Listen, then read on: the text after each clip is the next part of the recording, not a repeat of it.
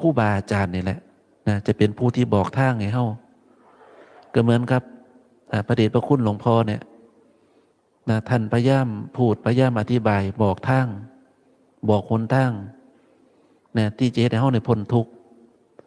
แล้วหนทางที่จะให้เฮาพ้นทุกข์เนี่ยมันก็ขึ้นอยู่กับ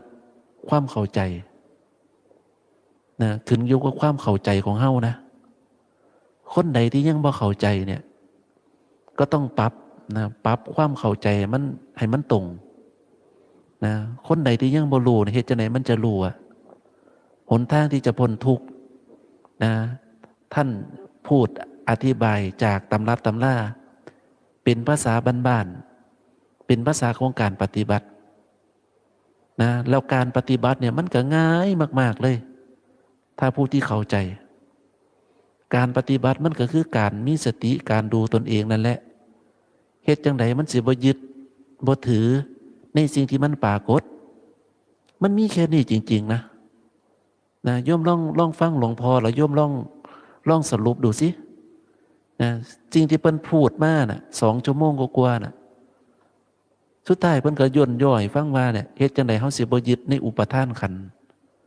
บ่ยึดในสิ่งที่มันปรากฏในร่างกายของเฮาบ่ยึดในรูปว่าเป็นตัวตนบ่ยึดในเวทนาในความรู้สึกว่าเป็นตัวตนบ่ยึดในสัญญานะสิ่งที่จำได้หมายรู้เนี่ยว่าเป็นตัวตนบ่ยึดในอดีตนะอดีตอาจารย์ก็เคยเกินไว้แล้วอดีตนี่มันดับไปอย่างรวดเร็วนะแม้กระทั่งลมหายใจของโยมน่ะหายใจเข้าหายใจออกมันก็เป็นอดีตไปแล้วเสียงพูดเนี่ยพูดจบปุ๊บมันก็กลายเป็นอดีตไปปัจจุบันมันเกิดขึ้นอย่างรวดเร็วนะเกิดขึ้นแวบหนึ่งแล้วมันก็ดับไปนะแล้วทุกคนบ่รู้ว่ามันเป็นอดีตที่เนี่ยก็มาหลงในสัญญาหลงในอดีตว่าเป็นตัวตนเอาเรื่องเล่าในอดีตมาทะเลาะอยู่กับปัจจุบันปัจจุบันก็กลับกลายเป็นอดีตไปสุดท้ายเราก็กลายเป็นการวงเวียนมันเดินวนเวียนอยู่กับอดีตอยู่เนี่ยแล้วคนใดที่มาตั้งสติบัดนี้มาจับปัจจุบันนะคำว่าจับปัจจุบันนี่มันสำคัญเด้มันจะเป็นตัวช่วยให้เฮาเนี่ยละอุปทานขันธ์ได้มันสอดคล้องกันจริงๆนะจากประสบการณ์ที่อาจารย์ได้ลองปฏิบัติมาเนี่ยหลายๆปีเนี่ยนะคำว่าปัจจุบันกับอุปทานขันธ์เนี่ยมื้อใดก็ตามที่เฮาเห็นปัจจุบันเนี่ยเฮาสามารถที่จะละอุปทานขันธ์ในขณะนั้นได้ละได้ชั่วขณะหนึ่งมันก็ยังดีนะดีกว่าละบ่ได้ดีกว่าหลงอยู่ตลอดทั้งวันเลยเมื่อก็คนเฮาถ้ามันมีสติมันมีสติตั้งอยู่ในกายมันพิจารณากายมันเห็นแจ้งในเรื่องของจิตของเวทนาเนี่ยกิเลสกามเนี่ยบ่เกิดขึ้นได้โยมนะกิเลสในเรื่องของราคะกิเลสในเรื่องของโทสะกิเลสในเรื่องของโมหะเนี่ยสิบ่เกิดขึ้นเลยมันเป็นอย่างคือเกิดขึ้นบ่ได้นะเพราะว่าสติเฮาตั้งอยู่ไงก็เหมือนตอนเนี้ยโยมนั่งสมาธิโยมประคองจิตของโยมด้วยศรัทธามันบ่ล่ะเมื่อโยมประคองจิตของโยมด้วยศรัทธาขึ้นมาปุ๊บเนี่ยในราคะเกิดขึ้นบ่ราคะก็บ่เกิดขึ้นเพราะตอนเนี้ยโยมนั่งหลับตาโยมปิดทวารปิดทางเข้าทวารเนี่ยบ่แม่นก้นเด้ทวารเนี่ยมันแปลว่าปากประตูแปลว่าทางเข้าปิดทางเข้าไว้หลับตาปิดทวารทางตาบ่ให้รูปมันมามีผลกับจิตของเฮานะปิดหูนะตอนนี้ยังปิดบ่ได้หูเพราะยังฟังธรรมอยู่นะคนส่วนมากเวลานั่งสมาธิในกุฏิของตนเองเนี่ยก็สิบ่สนใจเสียงเพลงเสียงร้องเสียงร่ำอีหยังแหละนะนั่งอยู่ในกุฏิเงี้ยนะปิดทวารทางเขาทางหูบ่อยากรับรู้บ่อยากได้ยินได้ฟังเรื่องเล่าของคนอื่นเขาจิตมันจะสงบอาจารย์ละเป็นรูปนึงล่ะบ่อยากรับรู้เรื่องเล่าของคนอื่นเขาดอกมันวุ่นวายเฮงมีคนมาจมมาบนให้ฟังเนี่ยขนาดแม่เจ้าของเนี่ยเอาเรื่องครอบครัวเอาเรื่องคนนั่นเป็นจังสั้นคนนี้มาเป็นจังสี่ให้ฟังเนี่ยอาจารย์ว่าโอ้ยพ่อเถอะมันมาเป็นจิตของสงฆ์อาจารย์ก็บอกให้ฟังนะมันเป็นเรื่องของทางโลกเขานะเขามาวัดเนี่ยแทนที่จะมารับฟังแทนที่จะมารับเอาศีลสมาธิปัญญานะออกไป กลับเอาเรื่องทางนอกคุณมาเว้าให้ฟังเอามาเว้าเฮ็ดหยังอาจารย์เว้าเว้าแล้วก็บ่เกิดประโยชน์ต่อเฮานำซ้ำทำให้จิตของเฮาเศร้าหมองโยมว่าจริงบ่โยมอยากรับรู้เรื่องราวของคนอื่นเขาบ่สัตว์โลกที่โง่เขาบ่ปัญญาเนี่ยบ่รู้จักว่าอันใดเป็นอาสวะนะบ่รู้จักว่าสิ่งไหนมันเป็นสิ่งหมักหมมชอบเก็บเอาเรื่องเล่าวของคนนั่นเป็นแบบนั่นเป็นแบบนี้มาทับถมในจิตตัวเองให้มันเศร้าหมองนะอาสวะเนี่ยมันจะแปลว่าสิ่งหมักหมมเครื่องเศร้าหมองเปรียบเสมือนสุรานะสุราเนี่ยมันเกิดจากการหมักเด้หมักเขาบ้างหมักผลไม้บ้าง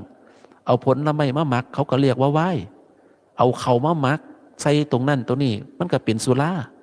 ดื่มไปแล้วก็เกิดความมึนเมาก็เหมือนพวกเขาเนี่ยแหละเอาเรื่องเล่าทางโลก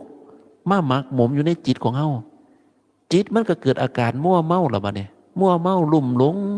ในเรื่องของข้าวโลกีบ้างในเรื่องที่เองยึดมันถือมันบ้างไม่ว่าจะเป็นเรื่องของความรักไม่ว่าจะเป็นเรื่องหน้าที่การงานไม่ว่าจะเป็นในเรื่องของทรัพย์สมบัติจึงก็ให้เกิดการแสดงโทษออกมาให้เห็นลูกเมียฆ่ากันพ่อแม่ทะเลาะกันย้อนแย่งมรดกบางคนเนี่ยถึงขนาดตัดพ่อตัดแม่กันนะเนี่ยข่าวเมื่อกี้วันเนี่ยลูกเฮ็ดหนังสือสัญญาเนี่ยนะเขียนหนังสือกันมาว่าตัดความเป็นพ่อเป็นแม่กันนะเป็นอย่างที่อยากตัดเพราะว่าพ่อเนี่ยทนคำเว้ากระแทกแดกดันของลูกสะใภ้บ่ได้ลูกสะใภ้บ่อยากเลี้ยงพ่อปูเนาะลูกใช่เจ้าของกับเขาข่าวขางเมียเขาขางครอบครัวของตนเองสุดท้ายก็เกิดการทะเลาะกันพ่อก็น้อยใจคำว่าน้อยใจเนี่ยให้นึกถึงสภาพของจิตเด้อจิตนี่มันถูกเสพละมันแปดเปื้อนมันเศร้าหมองอาจารย์พยายามยกตัวอย่างให้โยมเห็นภาพของกิเลสที่มันทำให้จิตเศร้าหมองว่าความน้อยใจที่เกิดจากการลุ่มหลงในสิ่งสมมติว่าเป็นพ่อเป็นแม่เป็นลูกเป็นเต้าอีกอย่างต่างๆเนี่ยมันทำให้จิตเศร้าหมองจิตเศร้าหมองมันเป็นบาปมันมีผลเป็นทุกข์แล้วทุกข์เนี่ยมันย่ำยี่จิตแล้วเขาบ่รู้ตัวทั้งที่เขาได้อัตภาพเป็นมนุษย์แล้วนะเป็นอย่างคือบ่เลือกที่จะใส่รูปแบบที่มันทำให้จิตมันพองใสล่ะโอ้ยถ้าแม่นเป็นอาจารย์นะเพราะอาจารย์ว่าบ่ไปทนอยู่น้ำเขาดอกย่างน้อยก็สิมาขอพึ่งใบบุญควาศาสนาเนี่ยแหละมาขอกินเขาก้นบาทพระเนี่ยแหละนะนั่งภาวนาล่อวันตายเนี่ยเหมือนกับผู้เฒ่าบางคนเนี่ยบ่มีทางไปลูกบ่เลี้ยงอะไรเฮ็ดจังไดบัดทีนี้นะลูกบ่เลี้ยงกับมาหาพูดพึ่งบารมีคนที่มีความเมตตาเช่นนักบวชนั่นเนี่ยบางวัดเพิ่นก็บ่ได้มีเมตตาเด้บางวัดเนี่ยอย่าไปคิดว่าวัดนี่สิเหมือนกันเด้บางวัดเนี่ยเจ้าเฮ็ดงานบ่ได้เจ้าบ่มีเงินเนี่ยเขาบ่ต้อนรับเจ้าเด้แต่หลวงพ่อวิลาเนี่ยตรงกันข้ามนะขออย่างเดียวคือเป็นผู้ที่สนใจต้องการปฏิบัติเห็นทุกข์เราต้องการพ้นทุกข์เบื่อหน่ายในทุกข์เห็นทุกข์ที่เกิดจากลูกบ่เลี้ยงเห็นทุกข์ที่เกิดจากความแก่ของตนเองแล้วเห็นทุกข์แล้วเบื่อหน่ายหลายแล้วต้องการพ้นทุกข์ต้องการรับทุกข์นึกถึงบัดนี้ครูบาอาจารย์ที่เพิ่นมีเมตตาที่เพิ่นส่งเสริมหลวงนโยบายหลวงพ่อวิระนะบ่มีเงินจักบาทก็มาอยู่ได้กุฏิก็มีให้อยู่นะขอเพียงอย่างเดียวนะให้ปฏิบัติธรรมนะปฏิบัติธรรมเนี่ยหมู่คณะเขาเฮ็ดยังก็เฮ็ดไปตามเขาตามกำลังของตนเองเช่นสวดมนต์นั่นแหละสวดมนต์นั่งฟังเทศน์นั่นแหละมันก็บ่ได้เกินกำลังของพวกเขาขออย่างเดียวแค่เนี้ยถ้าเขาทำได้มันก็สบายแล้วเขาก็มีสรณะก็คือมีที่พึ่งสรณะเนี่ยพระพุทธเจ้าตรัสไปแล้วอย่างชัดเจนนะสรณะเนี่ยก็แปลว่าที่พึ่งก็คือพระรัตนตรัยได้แก่อย่างพระพุทธนะก็คือพระพุทธเจ้าพระธรรมคำสั่งสอนของพระพุทธเจ้าพระสงฆ์ผู้ที่ปฏิบัตินะปฏิบัติตาม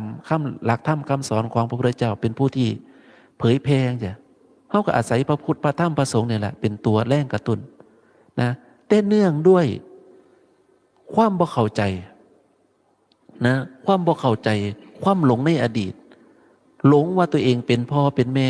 ไปจมอยู่กับอดีตว่าเฮ้าเนี่ยเลี้ยงเขามาเขาต้องตอบแทนบุญคุณเฮ้า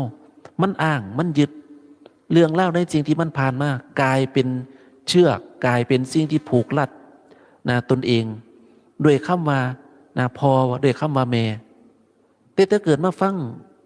นะมาฟังธรรมะที่พระพุทธเจ้านะทรงพูดทรงอธิบายในการที่จะให้เราหลุดพ้นเนี่ยท่านบอกว่าสัพเพธัมมาอนัตตานะสัพเพธัมมาอนัตตาหมายถึงสิ่งทั้งหลายทั้งปวงเนี่ยว่างเปล่าจากความหมายแห่งการเป็นเขาบ่ได้เป็นอีหยังทั้งนั้นหยุดแต่งตั้งให้เขาเป็นได้แล้วนะคันเว้าจังสิมันผิดตับอันซุ่มกิเลสหนาๆทางโลกแต่เด้คันว่าบ่แม่นพอบ่แม่นแม่นี่เถียงหัวจนฟ้าพุ่นน่ะซุ่มกิเลสหนาๆนี่บ่อยากเว้าให้ฟังมันเว้าแล้วมันคั่นแขวเนี่ยปล่อยมันกิเลสกินหัวมันอยู่หั่นคันเว้าแล้วอาจารย์อยากใส่หมัดหนักๆโลดปล่อยมันทุกข์อยู่หั่นมันฟันกันอยู่นั่นเวลาสิตายมาก็ห้องให้หากันอยู่นั่นไหนละพ่อไหนละแม่เอื้อนหาผู้นั้นเอื้อนหาผู้นี้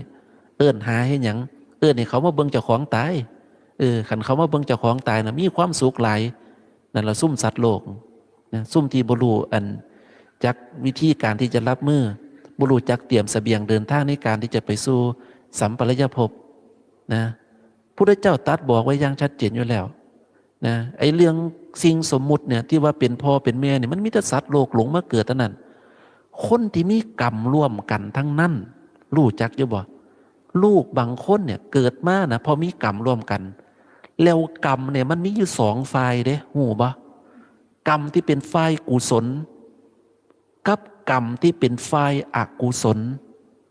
ถ้ามีกรรมที่เป็นฝ่ายกุศลลูกคนนั้นจะช่วยเหลือมารดาบิดาให้ประสบกับความสุขประสบกับความเจริญขึ้นมานะจะบ่ยอมให้มารดาบิดาได้รับความลำบากนั่นคือคนที่มีกรรมที่เป็นฝ่ายกุศลร่วมกันแล้วถ้าเกิดคนที่มีกรรมที่เป็นฝ่ายอกุศลมาเกิดร่วมกันแล้วมันสิเบียดเบียนเจ้าบัดนี้มันสิฆ่าบัดนี้มันสิทำลาย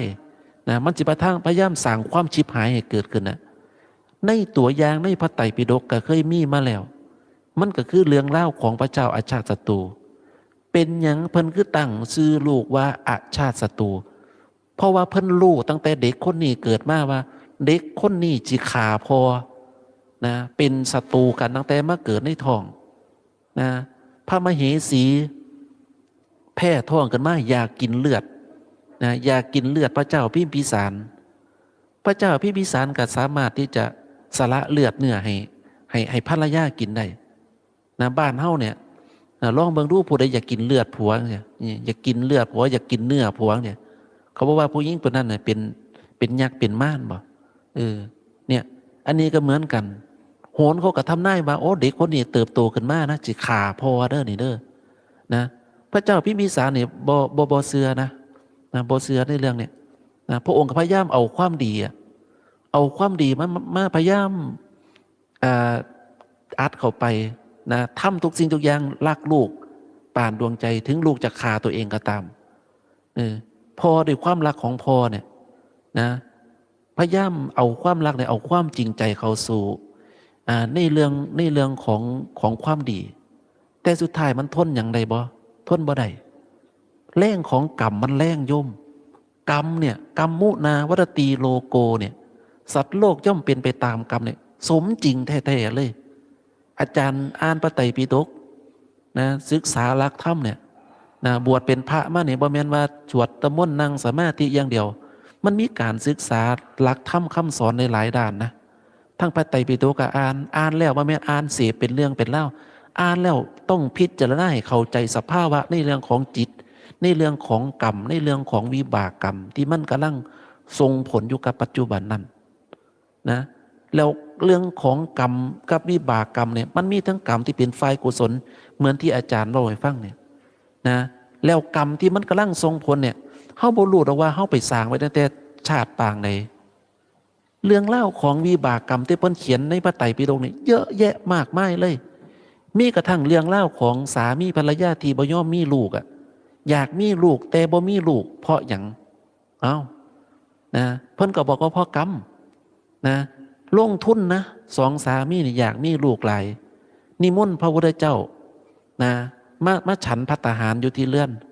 นะแล้วก็ปูผ้าขาวไว้จำไว้เด้อนะพระพุทธเจ้าเพิ่นบ่เหยียบผ้าขาวเด้เพราะว่ายังผ้าขาวเนี่ย พิ่นอธิบายไว้ว่าสองสามีเนี่ยอยากมีลูกอธิษฐานจิตไว้ว่าถ้าพระพุทธเจ้าเหยียบผ่าเขาเนี่ยขอให้ว่า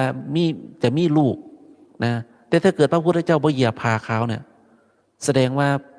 ครอบครัวนั้นสิบ่มีลูกนะพระพุทธเจ้าเสด็จไปฮอดเลื่อนแล้วพระองค์รู้ว่าละจิตคำอธิษฐานของสามีภรรยาเนี่ยพระองค์บ่ยอมเหยียบผ่าขาวเลยนะพระองค์ตัดมองดูพระอานนท์พระอานนท์ก็เลยบอกให้สองผัวเมียให้เอาผ่าขาวออกไปนะสองผัวเมียก็เลยถามมาเป็นยังกันนะเพราะว่าพระองค์รู้คำอธิษฐานนะอธิษฐานอธิษฐานเนี่ยมันเป็นไปบ่ได้เพราะว่าเหตุและปัจจัยเนี่ยมันบ่เกิดขึ้นทุกสิ่งทุกอย่างอาศัยเหตุอาศัยปัจจัยนะถ้าทำเหตุนี่แล้วผลมันจะตามมาถ้าว่าเรื่องเหตุเรื่องผลเนี่ยเรื่องเล่าในพระไตรปิฎกก็มีเยอะแยะมากมายก็เหมือนกับท่านพระสารีบุตรนะที่ท่านไปตั้งความปรารถนาที่จะเป็นพระอัครสาวกนะเบื้องขวาเนี่ยนะตอนที่ท่านเกิดเป็นฤาษีนะ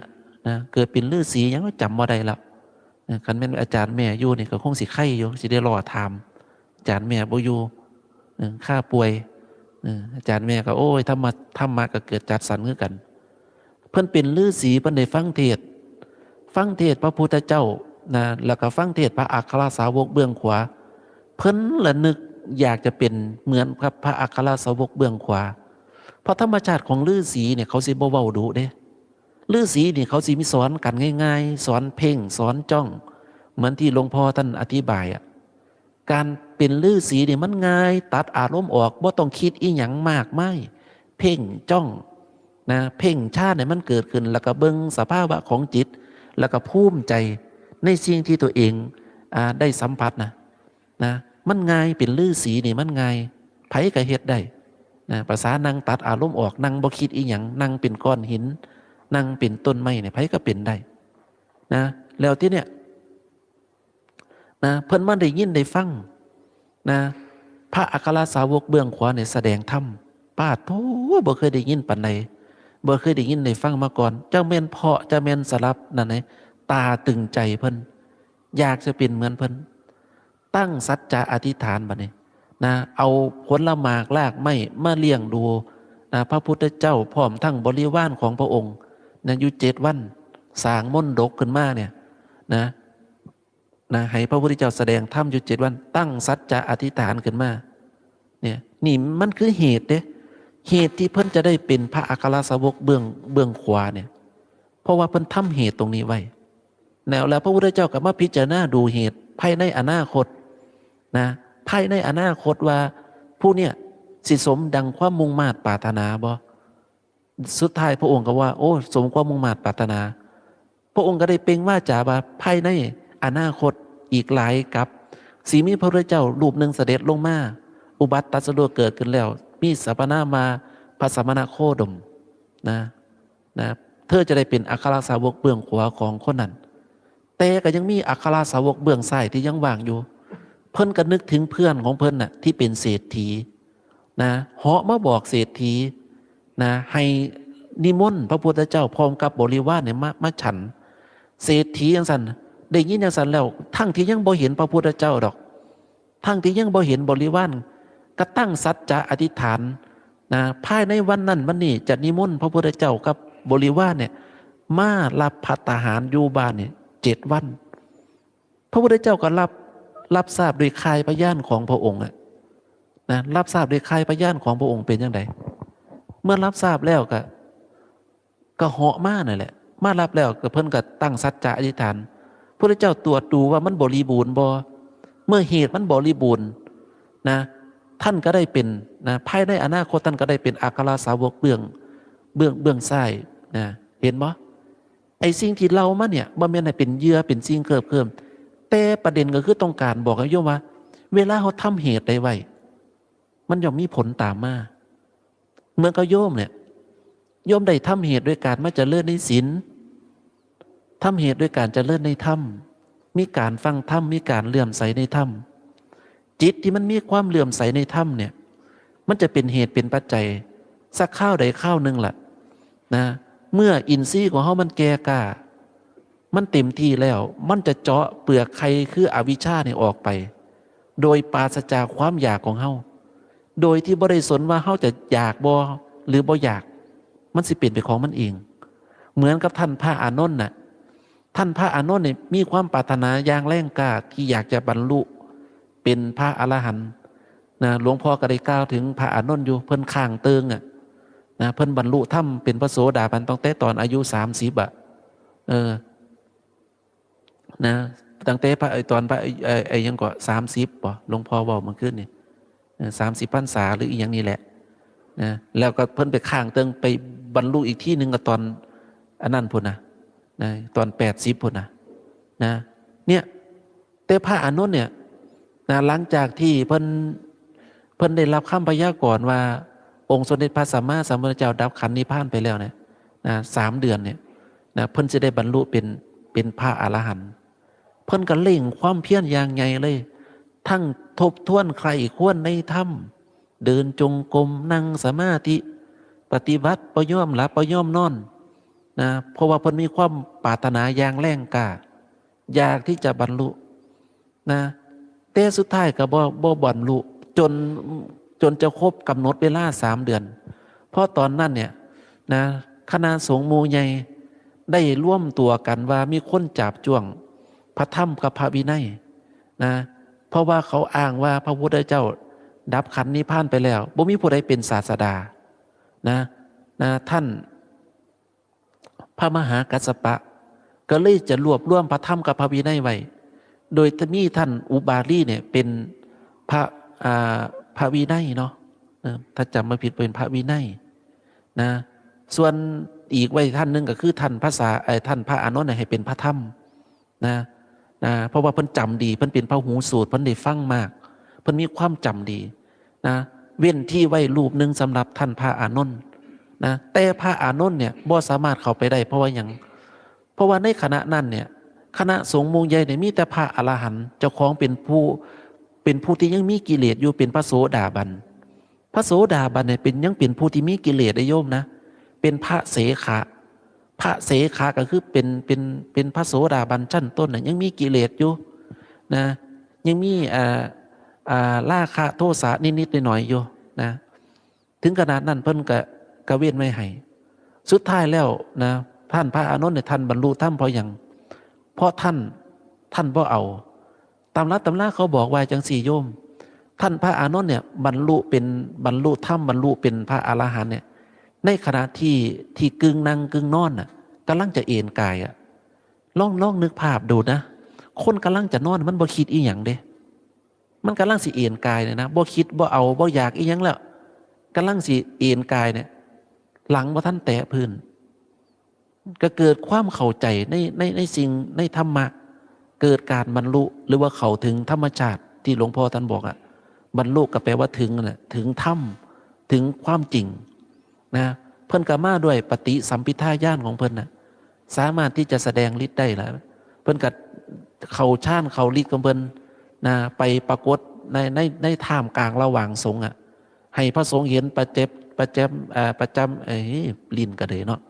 แจ่มแจ้งแจ่มชัดนะว่าเนี่ยผมก็เป็นอรหันต์นะพระโสดาบันเนี่ยเหาะบ่ได้ที่โยมพระโสดาบันก็ยังมีกิเลสอยู่เนาะมันบ่เหมือนพระอนาคาได้พระอนาคาเนี่ยยังมีฤทธิ์อยู่นะส่วนพระโสดาบันเนี่ยก็รู้ตัวแต่ยังบ่ได้ดานฤทธิ์นะเพราะว่าฤทธิ์มันบ่แม่นเรื่องสำคัญนะแต่เมื่อเพิ่นไปปรากฏเนี่ยพระภิกษุสงฆ์ก็สิ้นความสงสัยนะสิ้นความสงสัยก็ได้แสดงพระธรรมพระวินัยเป็นหลักยึดเหนี่ยวนะว่าอันใดมันเกิดขึ้นจากอันใดขึ้นมาเฮ็ดให้เฮาได้รู้ในเรื่องราวต่างๆที่ว่าพระพุทธเจ้าแสดงธรรมอยู่ตรงไหนโปรดเรื่องหยังตัดเรื่องหยังส่วนพระวินัยเนี่ยเกิดจากการที่พระภิกษุสงฆ์ไปถ้ำแล้วมันเกิดขอเสื่อมเสียนะพระพุทธเจ้าจึงห้ามไว้ให้รักษาไว้นะพระวินัยก็คือเป็นพระปฏิโมกข์นั่นแหละ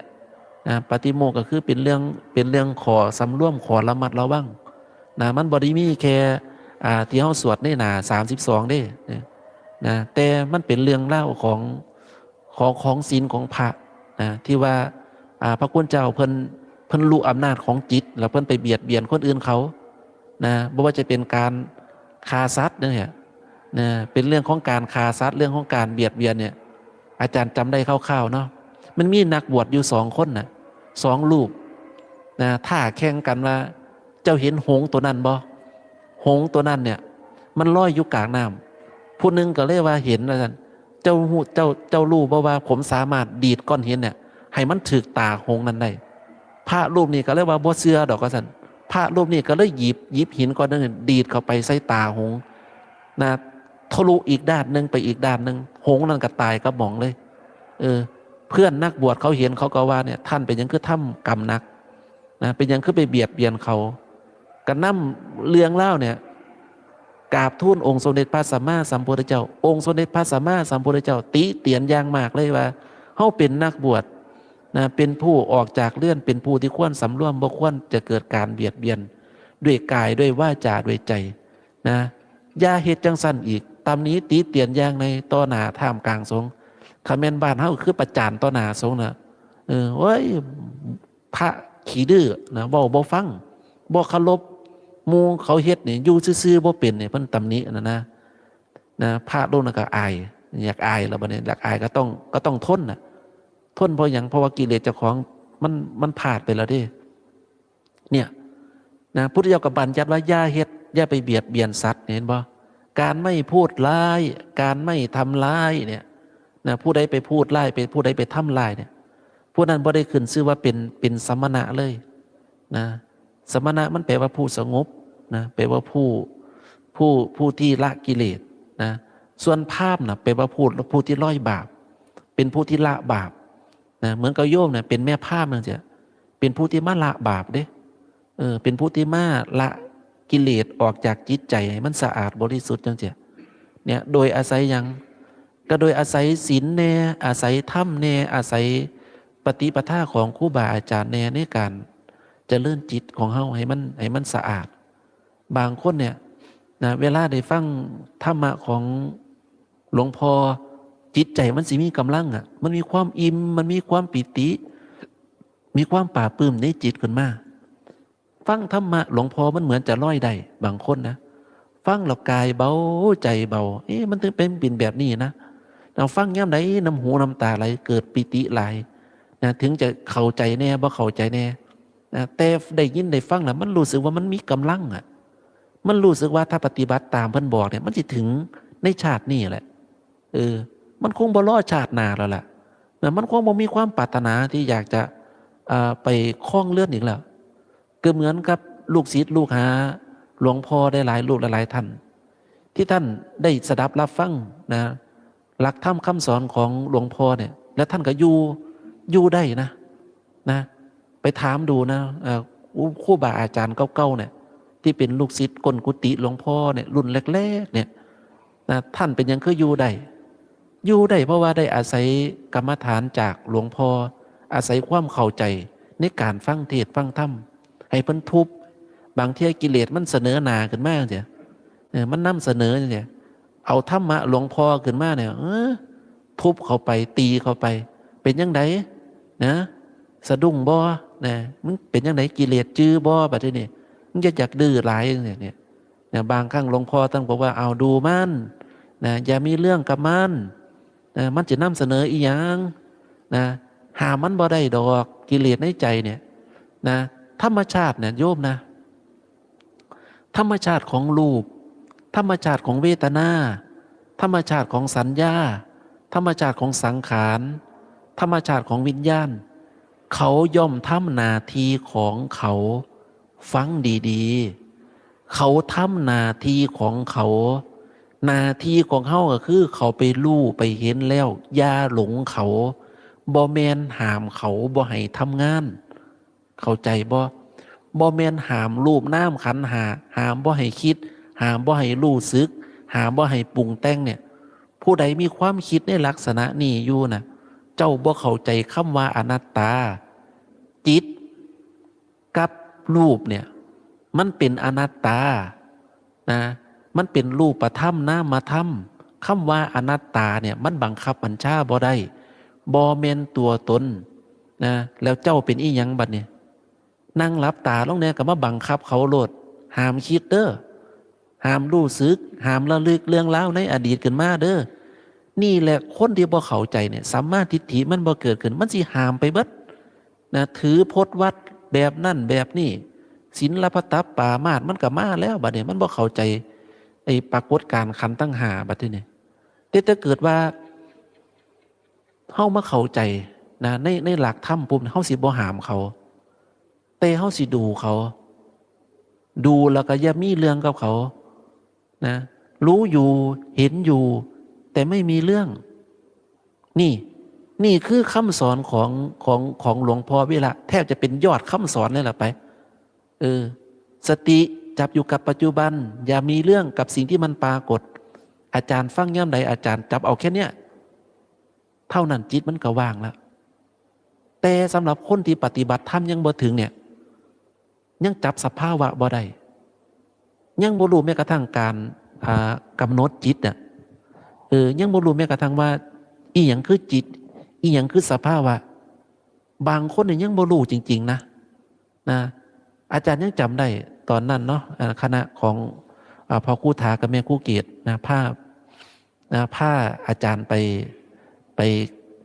ประเทศอินเดียเนาะไปสังเวชนียสถานเนาะอาจารย์ก็บอกอยู่บอกงูอยู่อาจารย์มาเนี่ยอาจารย์มาหลายเที่ยวแล้วหลายเที่ยวแล้วอาจารย์บ่อยากมาเที่ยวอาจารย์อยากมาปฏิบัติบูชาอยากจะมากระตุ้นจิตกระตุ้นศรัทธาเนี่ยให้มันเกิดประโยชน์สูงสุดเพราะอาจารย์มาหลายรอบแล้วไปรอบสุดท้ายเนี่ยก็รอบที่สามรอบแล้วเมื่อ3 รอบปุ๊บวันนี้มันอิ่มแล้วมันไปเห็นมันแล้วมันจำได้อาจารย์ก็เลยว่าเนี่ยเดี๋ยวเข้ามาปฏิบัติบูชาการปฏิบัติบูชาอาจารย์บ่ได้ฟิกว่าเจ้าจะนั่งอยู่กับอาจารย์นะเนี่ยอาจารย์กับพาญาติโยมไปนั่งอยู่กับเจดีย์พุทธคยาเนาะผู้ใดปวดแข้งปวดขาให้ไปเดินเวียนประทานศีลรอบโค่นต้นพระศรีมหาโพธิ์เด้อนะผู้ใดถนัดอยากนั่งเฮากับนั่งเพื่อระลึกถึงถ้ำพระพุทธเจ้าเฮาเวียนประทานศีลแล้วก็มานั่งสวดมนต์ภาวนาใส่เวลา2 ชั่วโมงจำได้2 ชั่วโมง2 ชั่วโมงอาจารย์ก็สอนว่าเนี่ยไผยังกำหนดจิตบ่เป็นนะไผยังบ่รู้ตัวว่าจิตคือหยังก็มีญาติธรรมใหม่ที่เขาบ่ได้ใกล้ชิดพระศาสนาเขาก็บอกว่าฉันยังบ่รู้การปฏิบัติจังใดเห็นหมู่เขานั่งรับตากับไปนั่งรับตาน้องเขาหลดมันละงุดหงิดมันละฟุ้งซ่านจักเสียจังใดจักอีหยังคือจิตจักอีหยังคือเวทนามันบ่รู้เรื่องนั่นอาจารย์ก็เลยบอกกรรมฐานให้สั้นๆให้ฟังเนวิธีการดูจิตให้เขาทุกคนอยากรู้ว่าจิตมันคือแบบไหนแม่นบ่ล่ะลองหายใจเข้าแต่อย่าหายใจออกลองดูหายใจเข้าปุ๊บอย่าหายใจออกนะอย่าหายนะแล้วพยายามทำความรู้สึกในขณะที่เขาหายใจเข้าแล้วเขาบ่หายใจออกมันมีความรู้สึกแบบใดมันมีความรู้สึกว่ามันอึดอัดมันเป็นทุกข์กันบ่การที่เขาไปจับสภาวะในขณะที่มีความรู้สึกนั้นได้นั่นแหละนั่นแหละคือสตินั่นแหละคือจิตมันก็คือตัวรู้สติก็คือตัวระลึกมันไประลึกรู้เห็นในขณะที่มันมีความอึดอัดนั่นแหละเขาเรียกว่าจับสภาวะเมื่อจับสภาวะนี้ได้แล้วก็เอาสภาวะนั้นมาเพ่งอยู่ในกายของเขานั่งระลึกรู้กายนั่งระลึกรู้ดูเวทนาบางคนก็ชอบนั่งดูเวทนาเอาเวทนาเป็นกรรมฐานจัดอยู่ในสติปัฏฐานทั้ง4นั่งดูเวทนานั่งดูความรู้สึกนี่แหละเขาไม่ได้ดูลมหายใจนะเพราะสติปัฏฐานทั้ง4เนี่ยท่านบอกพิจารณาไว้อย่างเด็ดขาดเลยกายานุปัสสนาเวทนานุปัสสนาเนี่ยธรรมานุปัสสนาจิตตานุปัสสนาเนี่ยคือการพิจารณา4 อย่างเนี่ยเป็นพื้นฐานโดยเอาสติเป็นเครื่องระลึกรู้เอาสติเป็นเครื่องระลึกรู้ในขณะที่ปฏิบัติบ่จำเป็นจะต้องฟิกแบกอยู่กับลมหายใจแต่ถ้าเกิดคนใดชอบดูลมหายใจเป็นพื้นฐานมาแล้วก็เอาสติเนี่ยมาจับอยู่กับลมหายใจคนใดที่ถนัดในการเอาสติมาจับอยู่กับลมหายใจเนี่ยมันสิเห็นสภาวะเห็นเวทนาปีติเห็นปัสสัทธิเห็นสมาธิเห็นแม้กระทั่งอุเบกขามันสิว่างเฉยพอมันรู้ มันรู้แล้วมันบ่สนใจคนอื่นก็ได้เหมือนกันเอาสติมาจับอยู่กับเวทนาคนใดอยากรู้ว่าเวทนามันเป็นอย่างไรคันผู้ใดมียาเหลืองน้ำมันยาเหลืองน้ำมันยาเขียวนะเออเอออาจารย์เก่งว่าน้ำมันยาเหลืองวันนี้เดียวสั้นนี่คันว่ารู้ว่ายี่ห้อใดมาเบิ่งเอาน้ำอาจารย์นี่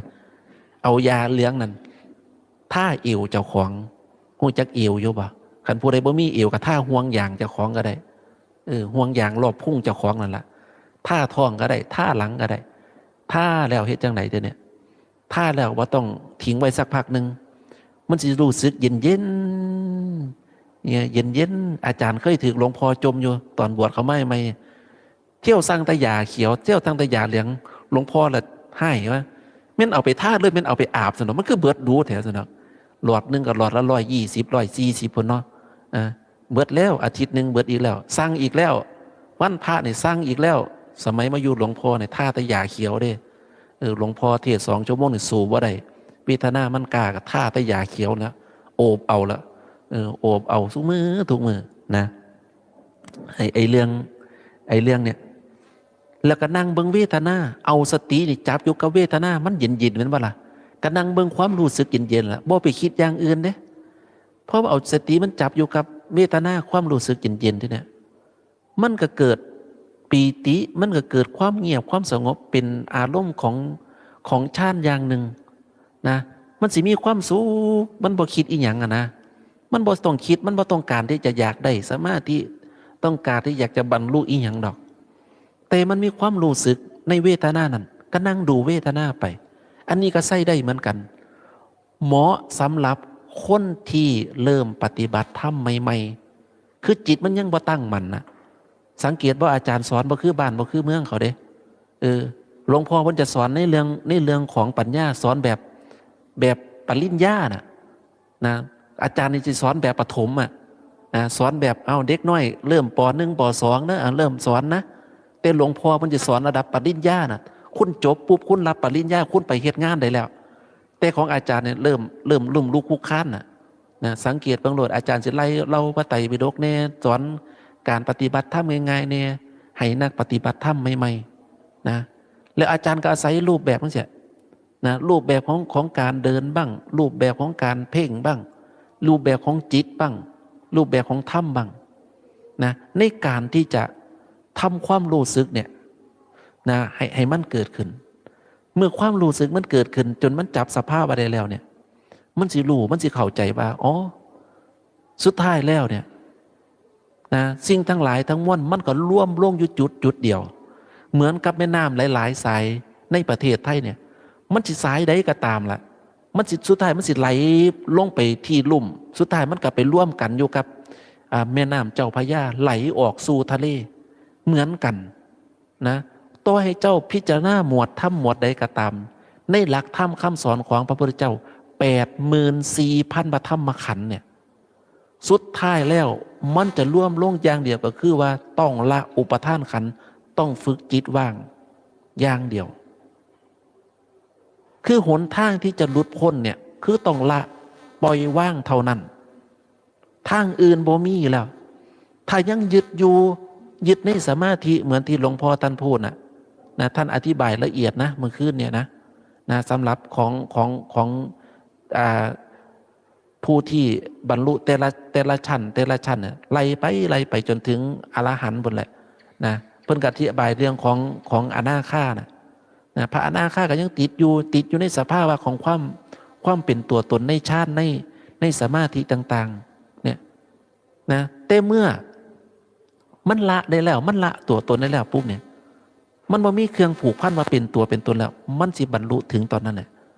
นะท่านจึงใส่เข้ามาอรหันต์จิตว่างไงบ่แม่นว่างเบื้องว่างแต่ว่างจ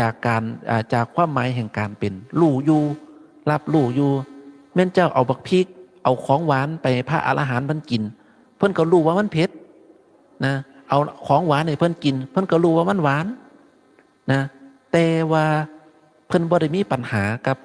บว่ามันเผ็ดหรือมันกับมันหวานมันก็เฉยๆนะเพิ่นก็รู้อยู่มันก็เข้าใจมันเป็นอย่างนี้แหละนะบางครั้งท่านก็เปรียบเทียบเหมือนกับบัวนะบัวที่มันอยู่ในน้ำแปลกบ่บัวนี่มันเกิด จากโค่นตมนะจากโค่นตมจากสิ่งปฏิกูลแต่เป็นอย่างมันคือบ่จมอยู่กับโค่นตมมันพยายามผลักดันตัวเองเนี่ยให้เนื้อให้พ้นจากโค่นตมเหมือนกับดอกบัวนะเหมือนกับดอกบัวใบบัวถึงใบบัวเนี่ยด้านหนึ่งนะจะแช่น้ำอยู่แต่ด้านบนของใบบัวเนี่ยกลับบ่ต้องการน้ำเลยแม้กระทั่งหยดน้ำหยดลงไปใส่ใบบัวมันก็ยังไหลออกลงไปเพราะว่าใบบัวมันสร้างสารอีหยังมาเคลือบไว้บ่ให้น้ำมันซึมเข้าไปในใบบัว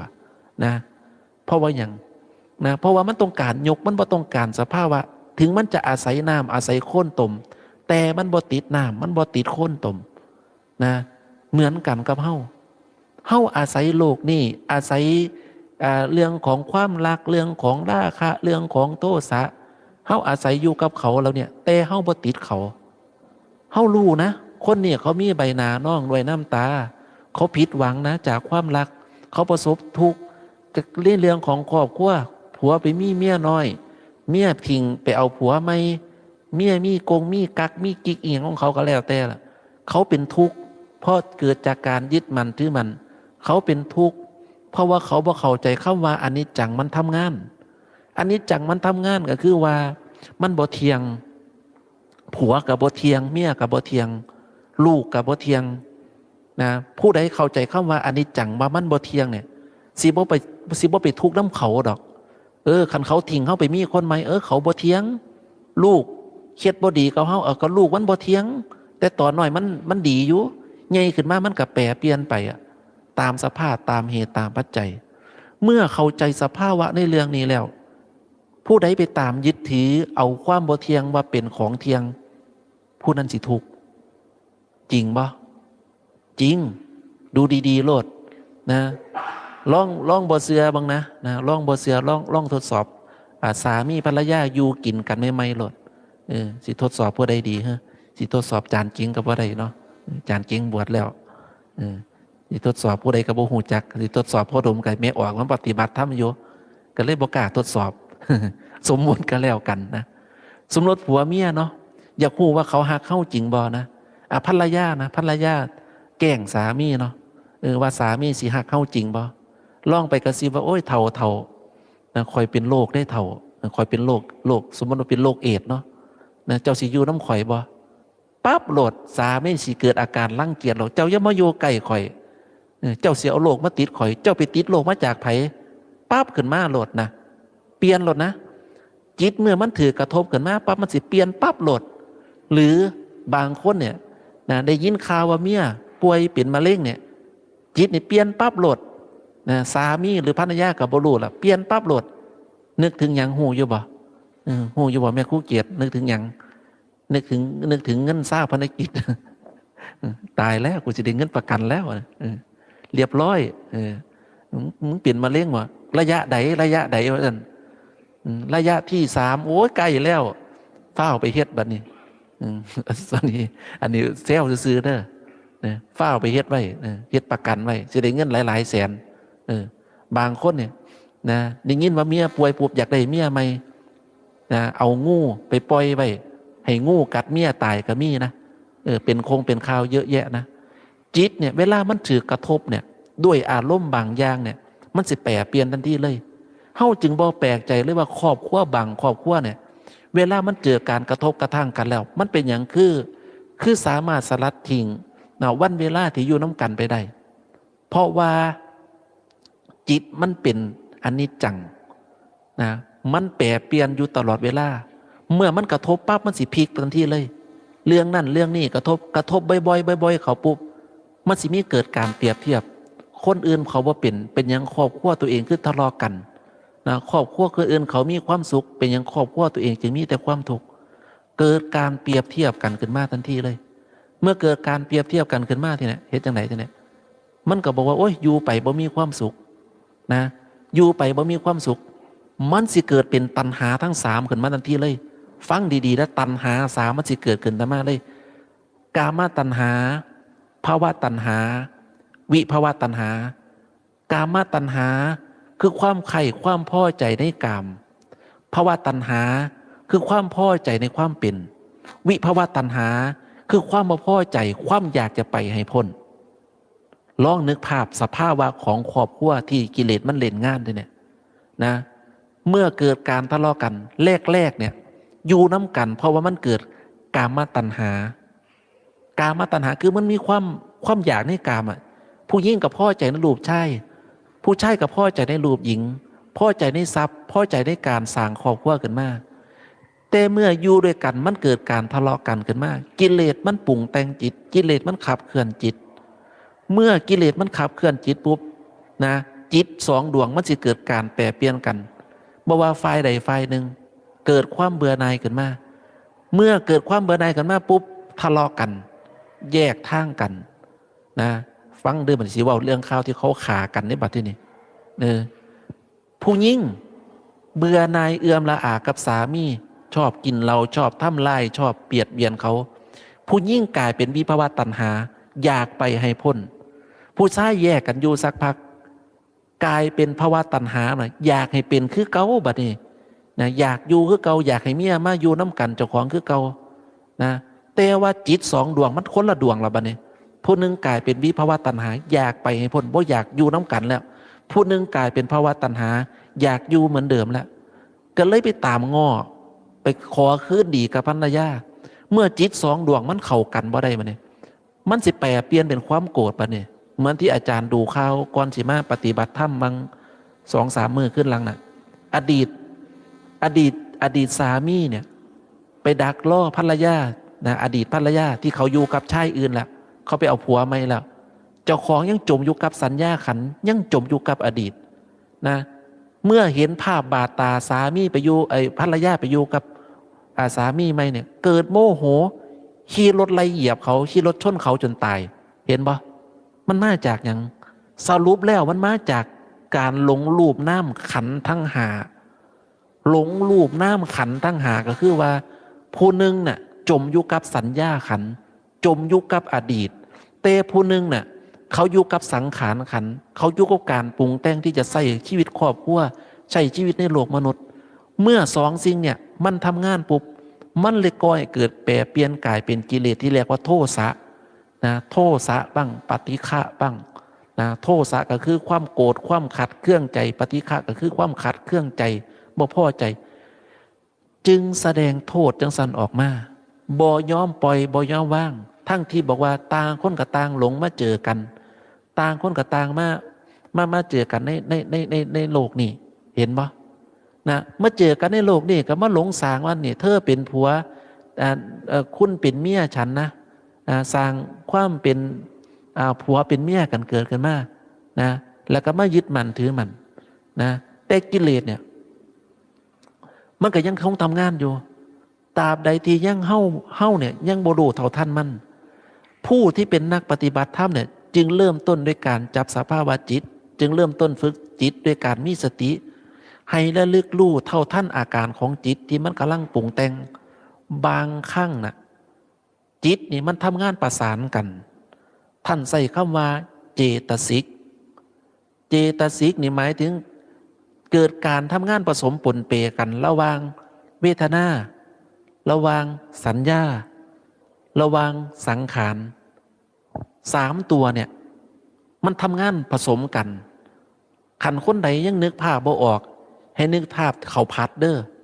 เขาเนี่ยมันมีสีขาวมันบ่ล่ะนะแต่เมื่อมันถือกน้ำมันบ้างถือกซอสบ้างถือกเครื่องปรุงต่างๆบ้างเขาจากกลายเป็นสีขาวไปแล้วเนี่ยมันก็กลายเป็นสีอื่นแล้วก็มีรสชาติที่แตกต่างกันอาจจะหวานบ้างอาจจะเปรี้ยวบ้างอาจจะเข้มบ้างนะตามเครื่องปรุงที่ใส่เข้าไปเนี่ยจิตของเฮาก็เหมือนกันจิตมันทำหน้าที่รู้นะทำหน้าที่ระลึกรู้นะมันไปบวกกับเวทนามันไปบวกกับสัญญามันไปบวกกับสังขาร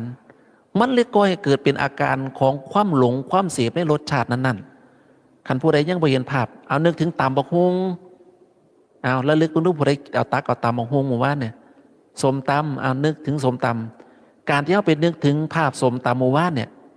มันมาเหรอเด้น่ะสัญญาเด้น่ะเนี่ยอธิบายให้เห็นภาพนะนึกถึงเรื่องนึกถึงอาหารที่เขาเขียนปั๊บเนี่ยน้ำลายแตกแล้วโอ้ยตำบักฮุงนัวๆเนาะจำคุยกับข้าวเหนียวว่าเนี่ยจะเป็นคัก แซ่บยำตุยตุยน้ำลายกระสอภาพมันมาเวทนาก็คือความรู้สึกโอ้ยแซ่บอร่อยสังขารกับปรุงแต่งบางเทีกับปรุงแต่งไปหอดแม่ครัวโอ้ยเข้มไปหน่อยนึงเนาะนั่นเป็นรสนั่นอันปลาล่าลงใหญ่น้อยคงสิแซ่บอันนี้แซ่บซื้อๆแล้วเป็นรสปลาล่าอีหลีบ่แม่นเด้อันนี้บอกให้ฟังนะเนี่ยนะพูดในเห็นเป็นธรรมะว่าเวลาที่มันเกิดอาการผสมปนเปกันมันจะออกในลักษณะใดนี่แหละอาจารย์จึงบอกว่าเนี่ยให้ดูให้ศึกษาให้พิจารณาดู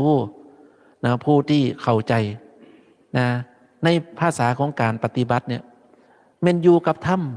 เมนยูกับการใช้ชีวิตมันก็เป็นธรรมจิตมันจะบ่เศร้ามองเนี่ยให้พยายามตองดูให้มองดูนะเก็บเกี่ยวเอานะเมื่อนี้ก็มาฟังอาจารย์มาเบ้าเศร้าเบ้าแรงนี่แหละพัดเปลี่ยนกันครับอาจารย์เก่งนี่แหละตามจริงอะมีพระอีกรูปหนึ่งก็คือพระอาจารย์ม่นเนาะท่านบริมาท่านติดกิจนิมนต์งานศพของเครือญาติของท่านกับบริมา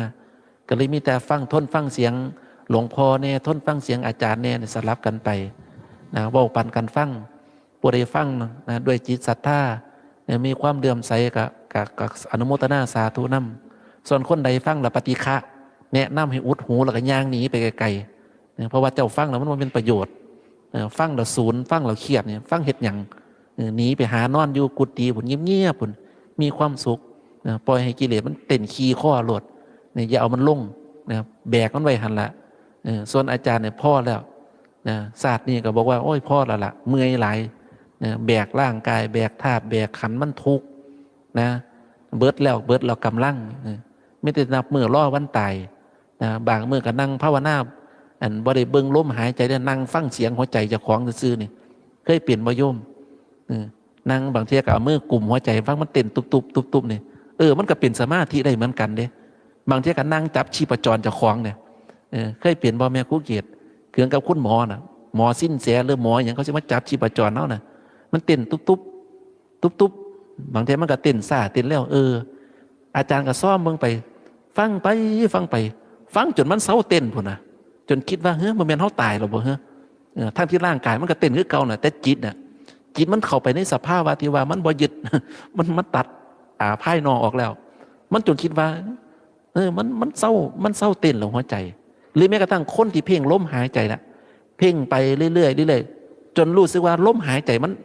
มันบ่มีลมหายใจออกหายใจเข้านะมันเงียบไปเลยเคยเป็นบ่เงียบปานเป่าสากอาจจะเคยเป็นอยู่ละแต่ตอนนี้นั่งอยู่เนาะว่าปันกันฟังเนาะในเรื่องของสภาวะกะหวังว่ามันสิเป็นประโยชน์ต่อญาติโยมมากกันหน่อยเนาะเอาละพูดมาเห็นว่าสมควรเก็บเวลาแล้วก็จะได้ขอยุติการบรรยายธรรมะเป็นธรรมะของวันที่2วันที่3ขอให้ครับสัญญาว่าเทียงของวันที่3มีนาคม2569ไว้แค่เพียงเท่านี้ก็แล้วกันนะขอเจริญพรสาธุสาธุสาธุอนุโมทามิต่อไปก็ได้ภาพแผ่เมตตา